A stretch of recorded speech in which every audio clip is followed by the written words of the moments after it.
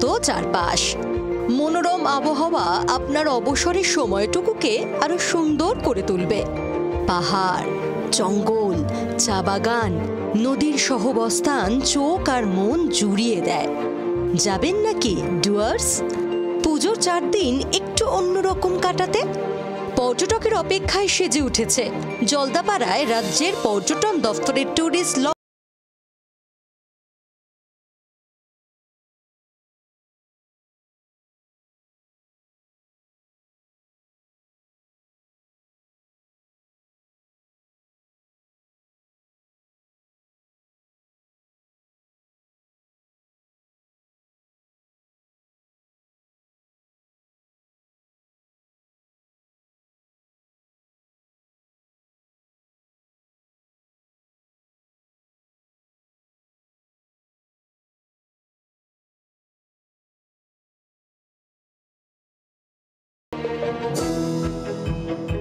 শুধু জলদাপাড়াই কেন, জলপাইগুড়ি বা কম কিসে? এবার পুজোয় গরুমারায় হাতি আকর্ষণ। পর্যটকদের জন্য হাতিকে তুলে ধরা হচ্ছে প্রধান আকর্ষণ হিসেবে।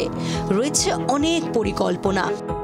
আমাদের যেটা এলিফ্যান্ট সাফারি ছিল সেটা তো চালু থাকবেই, আর এর বাইরে ধূমছড়ার মধ্যে যে এলিফ্যান্ট ট্যুরিজম হাব একটা গড়ে উঠেছে ওখানের মধ্যে, তো ওখানে এলিফ্যান্ট বেদিং আছে, ওটার necessary approvals to an extent আমরা পেয়েছি। তারপরে ওটার ইনফ্রাস্ট্রাকচারটাও ক্রিয়েট করা হয়েছে, সোলার ফেন্সিং এটসেট্রা, যে যখন ট্যুরিস্টরা ভিউ করতে পারবেন।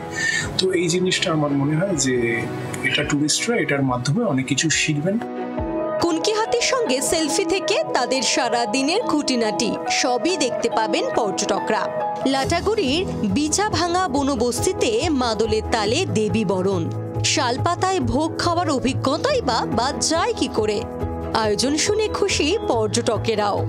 কলকাতা থেকে বা ভারতবর্ষের যেসব প্রান্ত থেকে লোক এখানে আসবে, তারা আমার বিশ্বাস এই হাতিকে নিয়ে যদি আমাদের পশ্চিমবঙ্গ সরকার বা উত্তর বন দপ্তর কিছু ভেবে থাকে, সেটা সাফল্য পাবে। তাহলে আর দেরি কিসের? টুরিস্ট লজের বুকিং কিন্তু শুরু হয়ে গিয়েছে। প্ল্যান করুন আর ব্যাগপত্র গুছিয়ে বেরিয়ে পড়ুন কয়েকটা দিন শহরের কোলাহল ব্যস্ততা থেকে বেরিয়ে একটু অন্যরকম পুজো কাটাতে। তপন দেব ও প্রদ্যুৎ দাসের রিপোর্ট, জি 24 ঘন্টা।